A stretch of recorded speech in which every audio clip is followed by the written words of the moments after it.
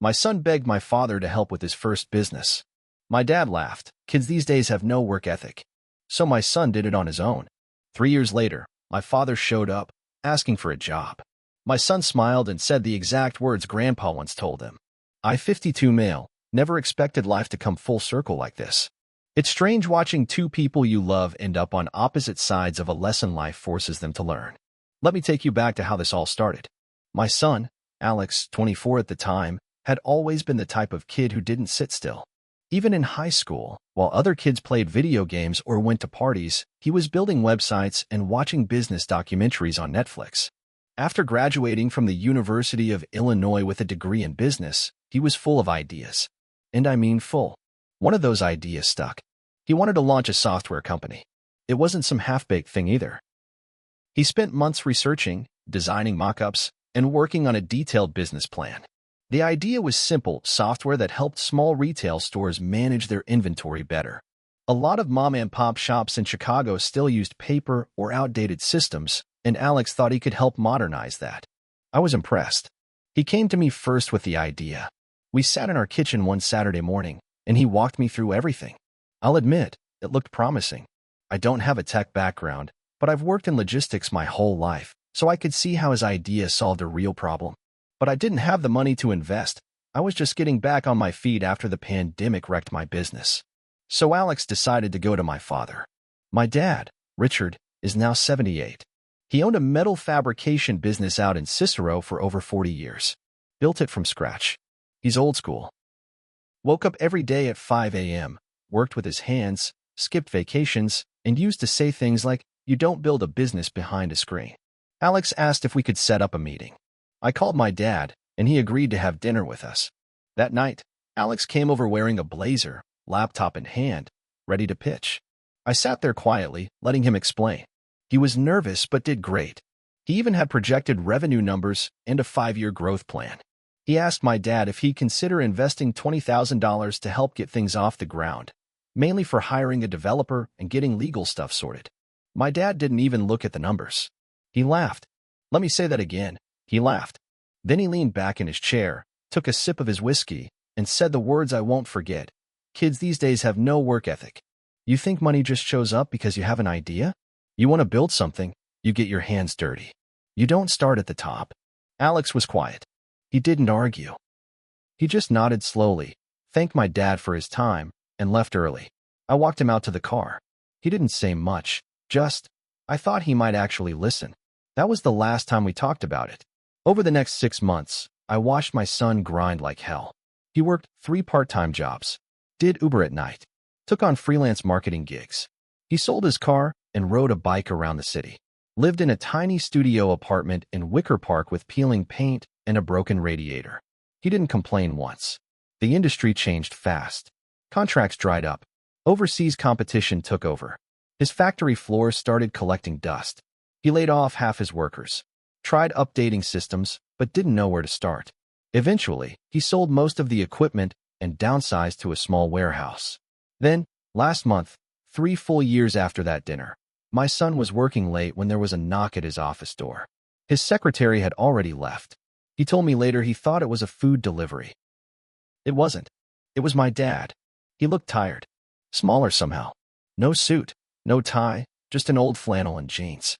He held his cap in both hands like he wasn't sure what to do with them. Alex didn't say anything at first, just stared.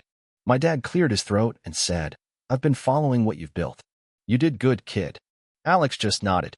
My dad continued, I'm looking for work. Something part-time. Maybe you could use someone with experience? I can manage logistics, handle equipment, train staff." He trailed off. Said he was willing to do anything. And that's where I'll pause. Because what Alex said next. You'll want to hear that part. But let's just say, life has a funny way of bringing things full circle. So there he was. My father, once the big man of the family, the guy who built everything we had, standing in the glass doorway of my son's office, asking for a job. The same guy who once laughed in Alex's face when he asked for help. The same man who said, kids these days don't want to work. Now he was the one looking for a chance. For something, anything, to keep him going. I wasn't there, but Alex told me the whole thing the next morning over coffee. Said he felt like the air in the room changed the second my dad stepped in. Like the temperature dropped. He didn't respond right away. Just motioned for my dad to sit down. My father hesitated, then lowered himself into the chair across from Alex's desk. He looked uncomfortable. Maybe it was the fancy glass desk, or maybe it was being in the position of asking for help instead of giving it. Alex finally said, "You said I had no work ethic." My dad swallowed hard. I was wrong. There was a silence so long it made both of them shift in their seats. Then Alex leaned forward and asked, "Why now?" And that's when things got weird. My dad didn't answer right away. He reached into his jacket and pulled out a manila envelope. Inside were a stack of notices. Overdue bills, foreclosure warnings, letters from the IRS. Turns out, his business wasn't just slowing down. It was sinking. Fast. "I have nothing left," he said.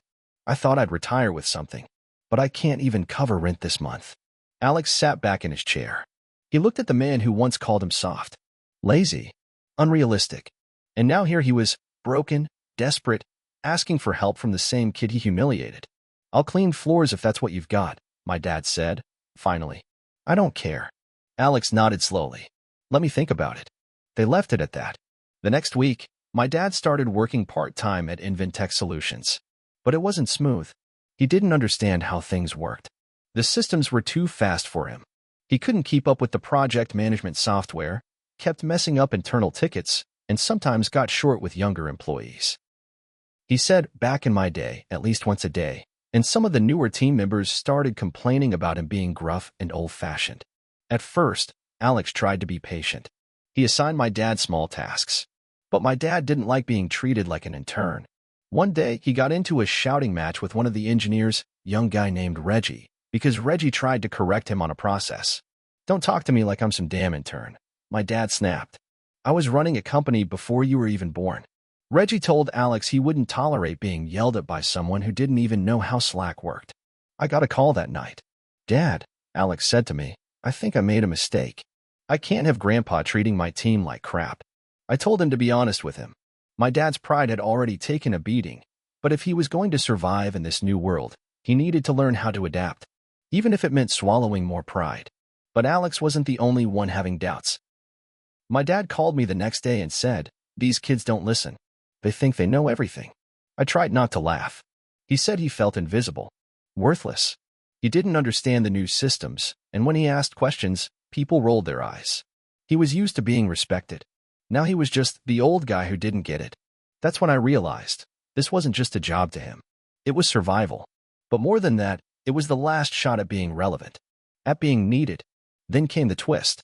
Alex found out from the company's accountant that someone had been accessing internal documents late at night, confidential files, financials, employee contracts, stuff no one outside of HR should be reading. When he traced the login history, it pointed to one account, my dad's.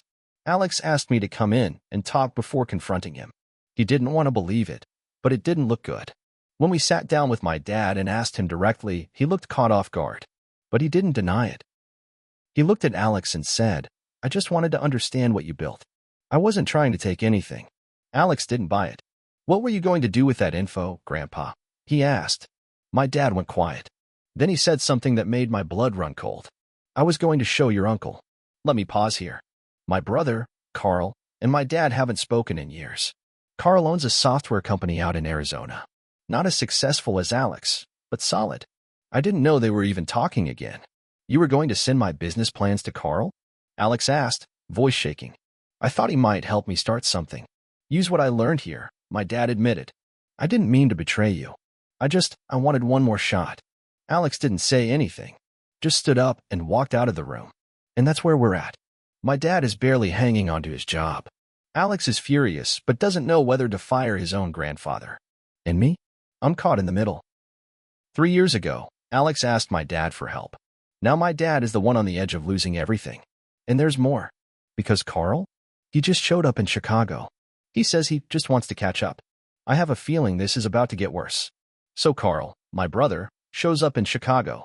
No warning. No heads up. He just walks into my place like he never skipped out on half a decade of family dinners, birthdays, and even my wife's funeral. He comes in with this fake smile plastered on his face, carrying a bottle of bourbon and acting like nothing's happened. "You look good," he says, handing me the bottle. I don't even answer. I just motion him toward the kitchen. We sit. It's awkward. He talks about Arizona, the dry air, his company, how business is steady but competitive. Then, out of nowhere, he says, I heard Dad's working with Alex. My stomach drops. I didn't tell him that. Alex didn't either. So I ask, who told you? Carl grins. He did. My throat goes dry. I stare at him. Carl shrugs. He reached out. Said he wanted advice. Said Alex built something worth looking at. I don't say a word. Just let him talk. He sent over some numbers. Projections. Client lists. Really impressive. Kid smart. Then Carl leans forward, like he's sharing a secret. I told him I'd invest. Help him expand. Maybe take the business national. But only if you wanted a real partner.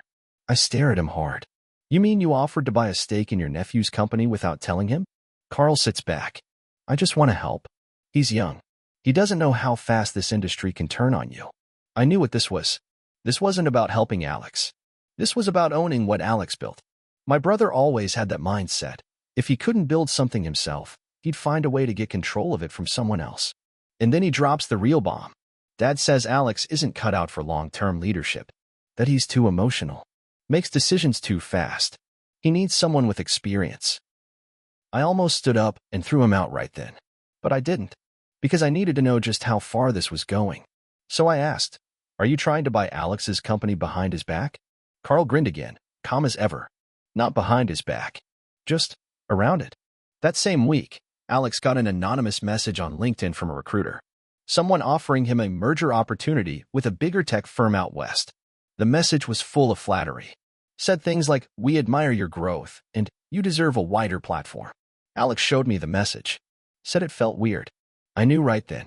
Carl was making moves. Quiet ones. Using recruiters. Legal firms. Back channels. He wanted the company. Meanwhile, my dad was showing up late to the office. Making excuses. I confronted him about talking to Carl. He didn't deny it. I just wanted my sons to work together, he said. But I saw through it. My father couldn't stand that Alex made it without him. He couldn't handle that the kid he once mocked now sat in a position of power he'd never reach again. So instead of accepting it, he was trying to redirect it. Control it. Claim it. And that's when the final twist landed. One of Alex's employees, Reggie, the same one who clashed with my dad, discovered a file buried in the company's shared drive. A document with an unfamiliar name, nextphaseblueprint.docs. Inside, a proposal, labeled Phase 1, Ownership Realignment. It outlined how to bring in outside investors, shift control to a strategic advisory group, and restructure the board to remove Alex as primary decision-maker. Guess whose name was in the draft as lead advisor? Carl. It wasn't just a plan. It was a coup. Reggie brought the file to Alex. He didn't believe it at first, but it was there. Plain as day. The metadata? Created by my dad's work account. Alex didn't come home that night. He went silent. I tried calling, nothing. Next morning, he walked into the office early, before anyone else. He printed that document. Left a copy on my dad's desk. Another on mine. And the last one? He left that on Carl's windshield. With one sentence written in red pen across the top. You said I had no work ethic. You were right. I have fire instead. No one's been fired yet. No lawsuits. But war is definitely coming. Let me know if you want the next part. Because this is far from over. That next Monday morning felt like something out of a courtroom drama. Tension filled the office air like smoke, thick and suffocating. People sensed something was off. Everyone spoke in hushed tones. Even the coffee machine sounded nervous. Alex walked in early, suit pressed, eyes bloodshot but focused. He didn't greet anyone, didn't crack a joke with the interns like he usually did. He just went straight to the conference room and waited. Then he called a company-wide meeting. No warning. No agenda. One by one, the employees filed into the glass-walled room, whispering. Reggie looked especially tense, clenching his jaw like he already knew what was coming. My dad showed up last. He walked in slow, eyes scanning the room. When he saw the printed document on the table, nextphaseblueprint.docs, he froze. The color drained from his face. And then Carl walked in. He didn't even work there. But he showed up like he owned the place, button-down shirt, Bluetooth headset, and that smug, I'm the smartest guy in the room, look. No one said a word. No one had to. They all knew. Alex stood up. This won't take long, he began. voice tight. I wanted everyone to hear this at once. No secrets. No backdoor meetings. He picked up the printed proposal and held it up. This was found on our server last week. It outlines a plan to remove me as CEO of this company. A company I built from nothing. My dad shifted in his seat. Carl tried to interrupt. Look, Alex raised his hand. No. I listened to you both for long enough. Now it's your turn. Everyone was silent. Even the office manager, who usually couldn't sit still, was frozen. This document names you, Carl, as the new executive advisor, with power to overrule me. It also suggests a restructuring that would leave me with less than 10% control of my own company. Carl smiled, leaning back. It was just a suggestion. A strategic path forward. Alex's voice cracked. Strategic? You plan to take over. You didn't even talk to me first. My dad finally spoke. We didn't mean it like that. You thought I was too young to lead. Alex snapped. Too emotional. Not tough enough. So you tried to take it from me. He looked at my dad. You laughed in my face when I needed help. And now, you tried to take what I built without ever admitting you were wrong. Then something broke. My dad stood up suddenly, voice rising. You think you're the only one who suffered? I gave everything to my business. And when it failed, I had nothing. No home. No pride. And I watched my son succeed without me. You think that didn't kill me? Then why didn't you just say that? Alex yelled. Why didn't you say, I'm scared. I'm proud of you. Why did you go to him? Everyone in the room flinched. Carl's grin was gone. He looked cornered. I did what had to be done, Carl muttered. If you weren't going to scale, someone had to. Alex just stared at him. You came here with a knife in one hand and a hug in the other. That's not business. That's betrayal. The silence afterward was like thunder. And then it exploded. My dad broke down. Right there. In front of everyone. Tears. He dropped into a chair and buried his face in his hands. I didn't know what else to do. I thought if I helped Carl take over, maybe I'd matter again. Maybe I wouldn't feel so useless. Everyone was quiet. Alex looked at him for a long time. Then he walked out. Didn't slam the door. Didn't scream. Just walked out. Carl followed a minute later, calling after him. But Alex didn't stop. I was left in the room, staring at my father, the strongest man I knew, now crying like a lost child. Alex didn't come to work for 3 days. He emailed me once, said he needed space. Said the company would continue under Reggie's temporary leadership. Said he was thinking about moving to Austin and opening a second office there. A fresh start. Carl left town the next day. Never said goodbye. I doubt we'll see him again for a while. As for my dad, he hasn't returned to the office. I visit him every couple of days. He looks smaller now. Quieter. Like life finally humbled the one man who thought it never could. He apologized to me. Said he messed up bad. I told him it's not me, he needs to say that too. I don't think he'll forgive me, he said. I wouldn't if I were him, I replied. But maybe someday. Resolution and reflection. Alex eventually returned. He didn't fire anyone. He didn't press charges. He didn't scream or make a scene. He just came back and started working again. But he's different now. Colder, maybe. Wiser, definitely. He built up walls where there used to be bridges. I don't blame him.